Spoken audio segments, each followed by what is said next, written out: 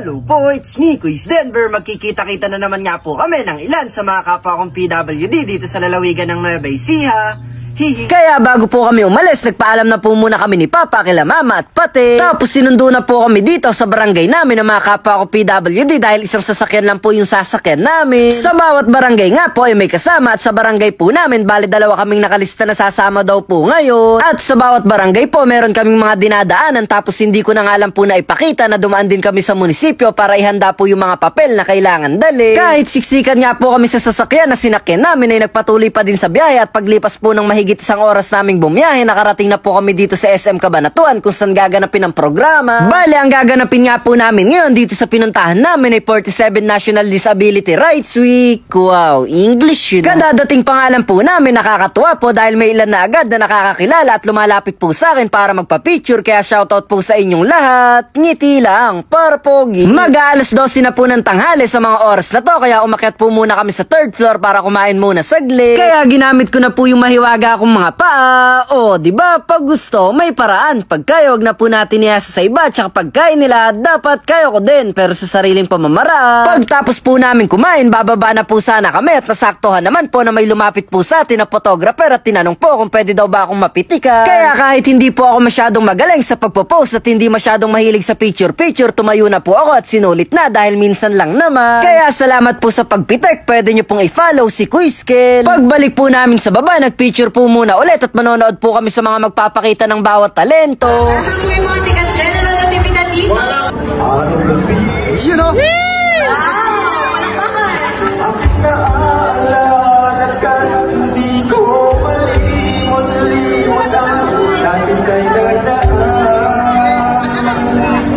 Sandali lang po, hinto muna tayo doon dahil share ko nga po na ito na yung pangalawang pagkakataon ko na pumunta sa ganitong programa. Dahil para po sa mga hindi nakakaalam, kasama din po ako nung nakaraang taon na ipinagdiwang ang National Disability Rights Week. Kaso lang po, sayang dahil hindi ako nakapag-perform ngayon, pero hayaan nyo po, ipapakita ko lang saglit yung pagpe-perform ko nung nakaraang taon. Message ko lang po sa lahat ng kapwa natin PWD na patuloy lang po tayo sa ginagawa natin, lang po tayo mahiya.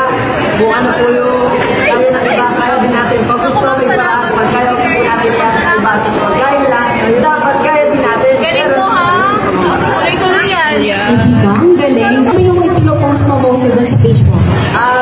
Ang talagang ipinopost ko po ay para sa kapwa ko PWD para makapagbigay po ako ng saya at inspirasyon para mas lalo po lumakas yung loob ng kapwa natin PWD gaya niyo po. Yan, kaya saludo po ako sa ating lahat at proud na proud po ako at sobrang saya ko pong makita na nagkakatipon po tayo ng ganito at nagkakaisa.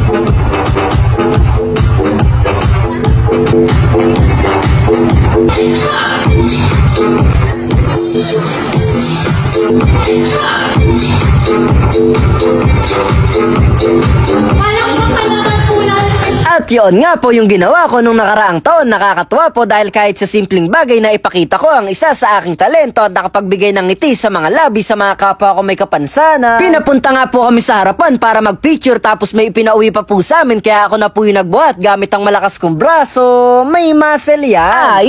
Ayos na sana pero mabigat din pala. Hindi po nagtagal, uuwi na din po kami kaya salamat po sa mga nanguna sa programang to at sa lahat po ng kapwa ko PWD. Patuloy lang po tayo at piliin palagi na maging masaya. Tapos idugtong ko lang po na nung mga sumunod na araw, pumunta naman po sa munti naming tahanan yung isang kapwa ko PWD na nakasama namin sa SM. At iniimbitahan daw po ako na maghapunan ng mga kaibigan niya. At sakto naman po na may lakad sana kaming magpipinsan kaya isinama ko na din po sila ate. At sobrang nabusog nga po kami tapos may pauwi pa kaya maraming salamat po. Mayayari na nga po pala yung video. Salamat sa panonood mo. Sana nag-enjoy ka. Hindi ko na sayang yung load mo. Kita-kita na lang po tayo sa susunod na video.